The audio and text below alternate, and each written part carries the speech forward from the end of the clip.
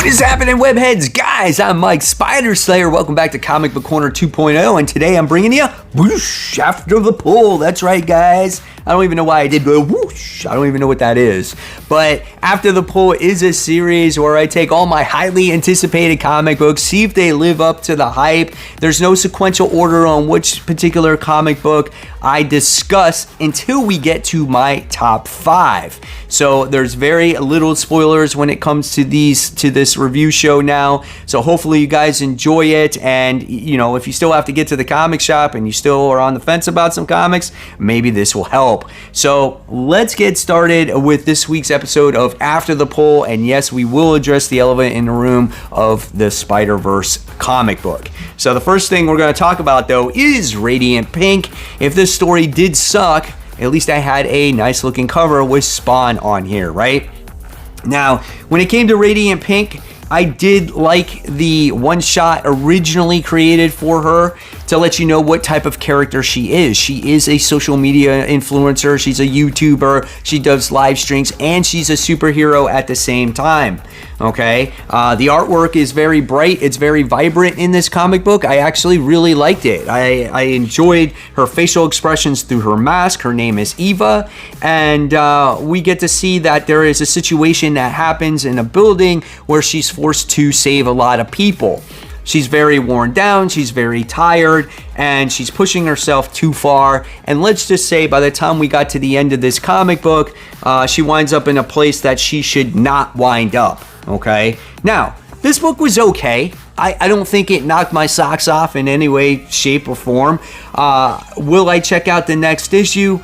Maybe. I'll see where it goes. I read a lot of comic books, and for a book to be like, that was okay, and how it stands alone and doesn't really right now tie into Radiant Black itself, I'm kind of like, I don't know, we'll see. It's a pretty looking book, but it's not really a book that just like blew me out of the water. So maybe it just depends on what type of comic book week I have. So the next book we're going to be talking about, and I was highly anticipating this one because it was a Chris Claremont book. This is Extreme X-Men. This is issue 1.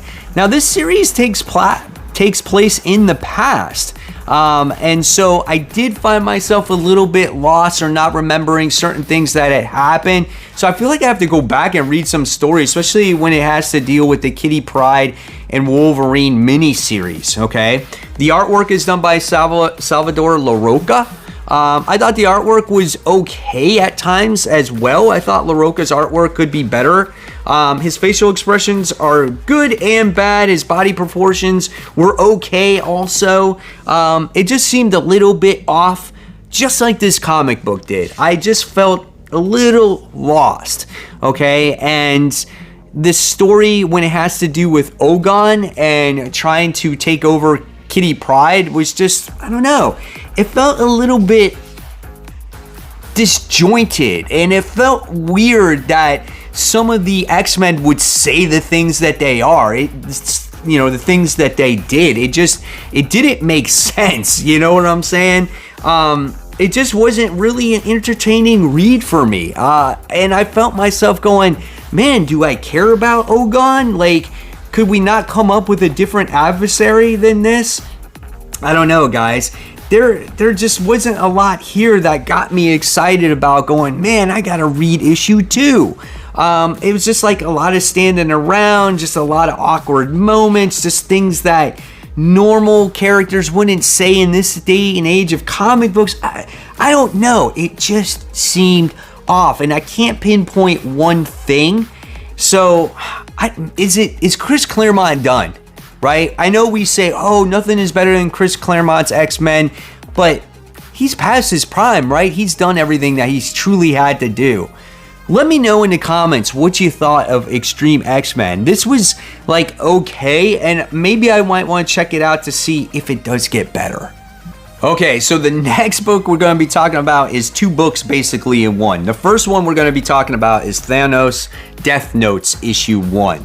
So there's things brewing when it comes to Thanos and death and the whole story that you got in the beginning with Donny Cates' run of Thor, with this black infinity stone that they are searching for. This is talked about in this this book, and they do great flashbacks here of that initial story, so you can appreciate what happened there.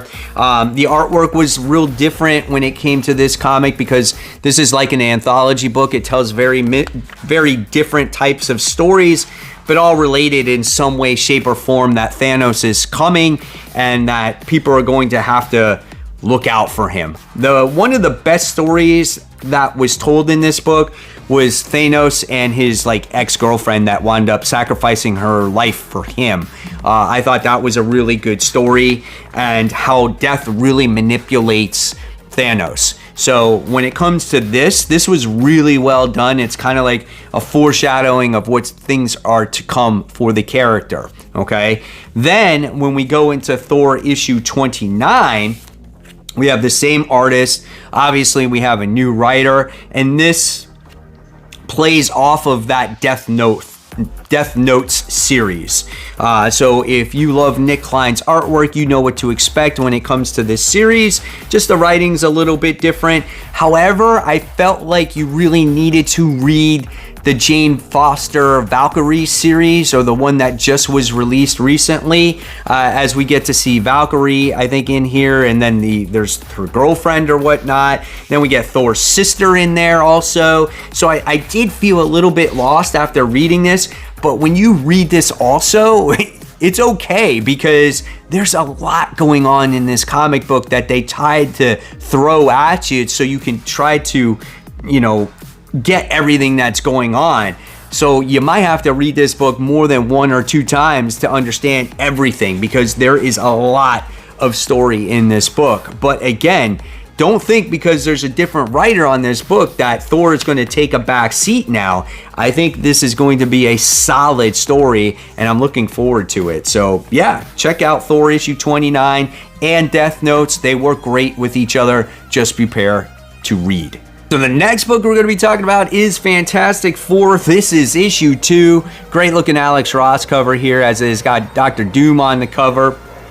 And I felt like this was like a cookie cutter off of the first issue that was released. Last time we got dealt with Ben and Alicia dealing with a situation in a city that they were out, trying to free up this guy that was stuck in this Groundhog Day situation. In this issue, we got to see Sue and Reed team up together. Great artwork though, by the way. I love the way the characters look, but we get to see them team up with each other on trying to stop a town that was filled with doom bots, and they were stuck in this operative, I don't know, in this weird limbo where they were trying to protect this old lady that was supposedly dead. It was just weird. I don't know. It was like, this is not what I'm expecting from a Fantastic Four comic book. However, the interactions between Sue and Reed were great. I mean, you love to see their love for each other and them working together with each other. But I feel like right now we're just dealing with, I don't know, getting to learn the way these characters are going to be written in this comic book. Because the next story we have to deal with is with Johnny Storm. And then I guess we touch on maybe the kids. I don't know. I don't want to see a repetitive thing over and over again when it comes to a book. I want the main story to kind of take off, right? This was almost a cookie cutter of the first issue. So I thought it was all right, and I'm going to keep giving it a try. But if it doesn't pick up soon, this might not be on my pull list anymore. All right, next we have Daredevil. This is issue 6, guys. Love this demonized variant cover. Looks great. Artwork by Giacchetto is always really nice as well. And this story was interesting. We get to see Elektra and Daredevil, if I'm not mistaken now, you guys I think corrected me, they're part of the Fist and they got to defeat the Hand. If I'm wrong, correct me again. But they wind up breaking people out of a prison, like villains, and they're trying to rehabilitate them in their own little island. And we get to see that some are, I guess, adapting to the situation, and then others are not really adapting to the situation, as they look at Matt Murdock as just another warden, but just in a luxury prison. and whatnot. And we get to see Iron Man in this book go after Elektra in here, as well as she's doing things that maybe she shouldn't have been doing. But I love the interaction between the characters, and I love Matt Murdock's reasoning here on what he's doing to these villains, on trying to rehabilitate him or them, and his thought process behind it, because he looks at villains being thrown in a jail cell as a way of not being able to get rehabilitated. How can you throw people in a box and expect them to get better or become sane again, right? So his reasoning made sense, and I was like really into all that. So I enjoyed this particular issue of issue 6. I'm not dropping this anytime soon. I was looking for things to pick up. It has, and I'm looking forward to more, man. All right, the next book we're talking about is Gargoyles, done by Greg Weisman. I picked this up just as, you know, out of curiosity. I watched a couple of these episodes on TV. I was like, this is okay, nothing special for me. And for this comic book, a lot of people like Gargoyles out there. After reading this, I'm like, I don't need this. Not that it's bad. I thought it was pretty good writing. I think there is definitely these characters are out there for people. It's just not my thing, man. I don't care about these gargoyles. And I thought it was okay. They did a really good job at introducing the characters the best that they could, right? I thought Greg Weisman introduced the whole cast. Did I feel like he did it in a way where it was like, okay, I need to introduce everybody in the first issue? Yes, and I felt maybe he could have slowed it down, because when you're introducing characters for the first time, and it doesn't matter, you know, I get there's a following out there, but there's people that don't know these characters. And when you introduce too many characters at one time, it can be overwhelming for some readers. And you're like, okay, who is this guy? What is this person? Who are they related to? What is this? What do they represent? Is this good? Is this evil? This chick is with this other gargoyle. Why is she with a gargoyle? You know, there's all these different little moving pieces that go into this one comic book. And you're just like, oh, okay, even though he did his best in introducing everything, I felt like it was just a little bit too much, right? But at the same time, that's not why I would not read this anymore. It's just not my thing. But I feel like if you're a Gargoyles fan and you watch the show and you already know who these characters are, you're probably excited for this book. But for me, it just didn't do really anything for me. I read it and I'm like, okay, that's fine. I enjoyed it for what it was, but I can take my $4 and find another book, another independent book or something else out there for me. All right, another book that I have enjoyed since it's been released, and it's ever since issue 1, Benjamin Percy's Ghostwriter. This is issue 9. We have Exhaust on the cover. I think this is his first cover appearance. Doesn't matter, probably not. But this has been a great story because Ghostwriter is the one that produced this villain. Wolverine had a lobotomy on Ghostwriter and extracted it from his brain, and it's become this demon-like creature that is now hunting down Johnny Blaze. Very interesting, very dark, very grotesque type of comic book. Johnny Blaze is now teaming up with this female. Her name is, I think, is Talia Warroad, I think it is, something like that, where she can actually trigger Johnny Blaze into becoming Ghostwriter and seeing what he's thinking and stuff like that. She's a very supernatural-like character that can see very dark things, and they're trying to stop Blackheart. And obviously now Exhaust, who again is the main character in this particular issue, is hunting these characters down, and he winds up finding our female character Talia and does bad things to her, and I don't know if she's going to live or she's going to die. But again, this book always delivers, man. It's grotesque, like I said. It's gritty, and it always kind of has you at the edge of your seat. It's a very horrific-like book. All right, here we go. Spider-Man books. Miles Morales Spider-Man issue 1, Cody Ziegler. Now, before we get into the comic book, Marvel's making improvements on their covers. Is it every comic book? Not this week, no. However, when you look at this comic book, this is a thick cover, guys. It's got some good cardstock. It's not some flimsy paper. And the actual pages themselves, same thing.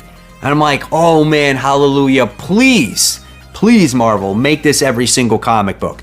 But if you notice, this comic is $4.99 because of that maybe heavier cardstock paper. So, you know, you take what you can get, right? Good with the bad, but we'll see what happens with that. But when it comes to Miles Morales Spider-Man issue 1, I did not hate this book. I did not love this book, but I feel like this book definitely can grow from where it's at, and I will be continuing to read it.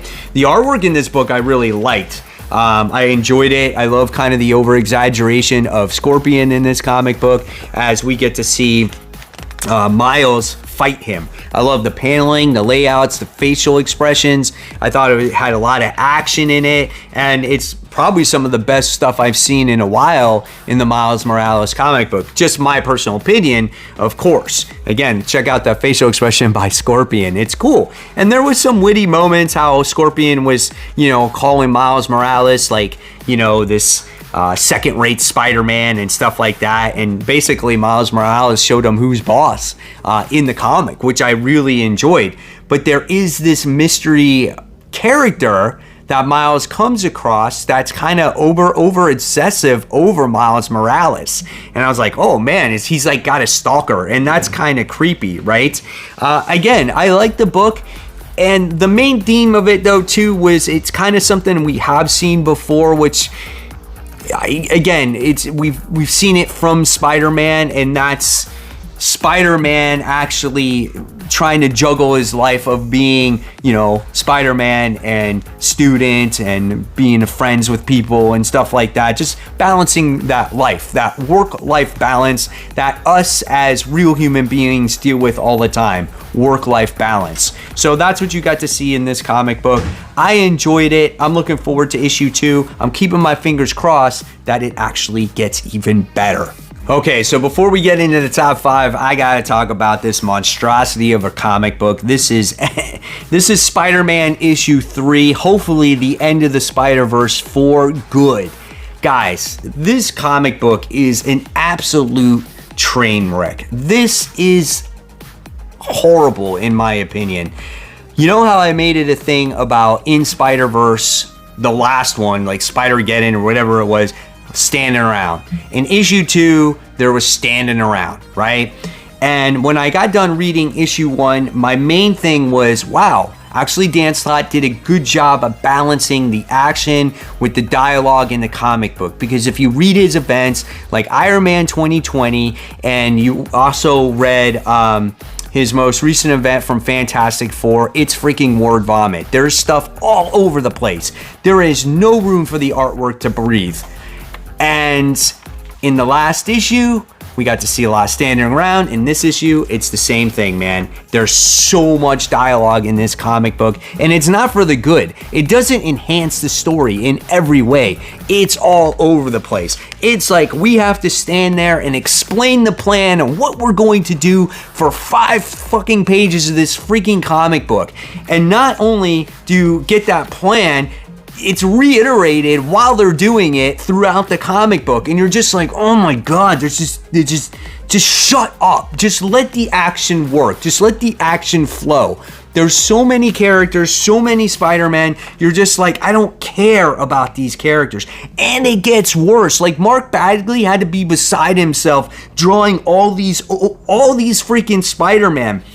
No one shines in this comic book whatsoever. There's just spider people all over the place. Like, look at this. This is just insane. We don't need all this. This is not necessary.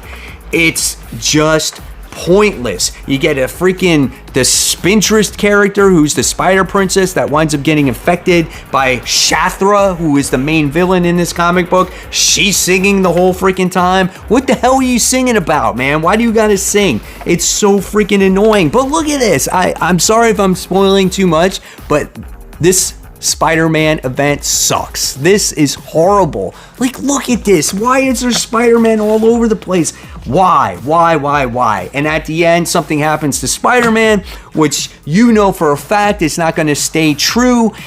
It's just, it's pointless. When you release a new Spider-Man comic book, why do you want to do something that's been overdone 1,000 times as your first story arc? People are going to drop it. And then what happens is no one's going to read it after the initial story arc unless this is the only story you plan to come out with when it comes to the Spider-Man series, and it ends when the end of the SpiderVerse thing is over. If that was the case, then why don't you just call it End of the SpiderVerse issue 1? Don't call it Spider-Man, okay? God, this book sucked. Here we go, top 5 now, and I promise these are good books. We have Batman and the Joker, the Deadly Duo. This is issue 2, an absolutely awesome comic book, as this feels very traditional, like Batman doing an investigation with these imposter like Joker characters, and we get to see Batman team up with the Joker and Dick Grayson. You get to see Alfred in this book, and the Zavestri artwork is absolutely phenomenal in this book. You will love looking at every single page and every single panel in this comic. It's a very high quality prestige comic book, so much fun. And I love kind of like how it's in chapters. You get to see a little bit of Harley here and whatnot, and I love how she has faith in the Joker. So well done, and there's a great mystery here. Just a wonderful read. I definitely recommend Batman and the Joker, the Deadly Duo. I know this took a long time to create this comic book, but this was well worth it, and I just love all the characters in here, man. Just a great detective story. Great stuff. Coming in at number 4, we have The Punisher. This is issue 8. Guys, I'm sorry if you have issues with Punisher and you don't agree what they did with Punisher when it comes to maybe his backstory or him not carrying guns anymore or not having the traditional symbol on his chest. But let me tell you, by the time you get to the end of this issue, if you were one of those people that were in disagreement, you would be happy. I think a little bit, because the character is getting back to what he was, I think. At least anyway, right? And I love seeing those histories and those traumatic events and how he was a father and a soldier and a Marine and how he doesn't adapt to civilian life and whatnot. And again, why he's on this island and why he's working for the High Priestess and whatnot. I love this story, and Ares is coming after him, and Frank Castle has to defend this area, this island, or wherever he's staying at, right? And what's at stake? It's his wife. And I love that he truly does love his wife, and his wife is starting to remember things that have happened in the past. She's walking by those guns, she's having visions, and she can't quite remember everything that's going on. But just a really well-told story, in my opinion. And I get if there's a lot of people out there that might have that rich history with the Punisher, but I think for new readers, they might really enjoy this. But I don't know, man. I think the Punisher is starting to redeem himself and getting a little bit back to the way he was when you read this last issue. Let me know in the comments below. Like I said, if you don't agree with me, I'm not mad at you. I totally get where you're coming from, right? But this is just the way I look at it. Number 3 is Batman issue 130. Holy cow, man. When I read this book, I kind of was like, wow. Like, I never expected this to happen, okay? Let's just say, like, I know a lot of people probably read this already, so let's talk about not the ending, but let's talk about the beginning. Batman, you knew, was hurling in space, and you thought that, you know, someone was going to come and save him. At least that's what I thought. I thought Superman was going to get healed up, come save Batman, bring him back to Earth, right? In this case, somehow, some way, Batman makes his way from space to Earth, lands on Earth, and gets up on his 2 feet without a scratch. I'm surprised when he got up, he didn't say, "I'm Batman." That's why he survives. It's because he's Batman. Only Batman can find a way to rig an O2 tank to make himself hurl back from a rocket to Earth, dude. That was just insane. Never expected it. Survived Earth's atmosphere, the re-entry. It was hysterical. I couldn't believe it. It's improbable. If you get mad at that, don't, guys. Come on, it's a comic book. We have superheroes flying around. That's improbable. So I get Batman is a human, but it's just fun. And you get to see the conclusion, the battle between, you know, Failsafe and what Batman did to defeat Failsafe in this issue. I was a little confused at the last page on what happened with Batman. So leave me in the comments below if you read this book on what happened to him. Like, yeah, because we think he's dead, right? But he's not. So I'll stop it at that. I'm probably spoiling too much, but yeah, guys, this was a very entertaining read, and that's what comics should do for you. Coming in at number 2, we have Dark Web. This is issue 1.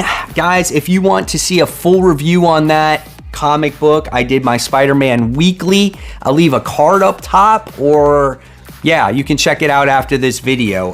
Dark Web issue 1, I thought was a great introductory issue to the event, as we get to learn kind of the motive, obviously, behind Ben Reilly, how Madeline Pryor and him team up with each other, why Venom is in this comic book. I thought the artwork was pretty good by Adam Kubert. I feel like at times there was some crazy facial expressions in this book, and some of the scenes were a little bit wonky, but overall, I felt that it was good. There were some good scenes here when it came to also the Gold Goblin, which is Norman Osborn, and him and Ben Reilly were going at it with each other in this book. And what this is just basically a setup of, you know, things to come when it comes to this event. So I think this is going to be interesting. I think it's going to be a lot of fun. Looking forward to it. Definitely check it out. Check out my full review on Spider-Man Weekly when it comes to the Dark Web.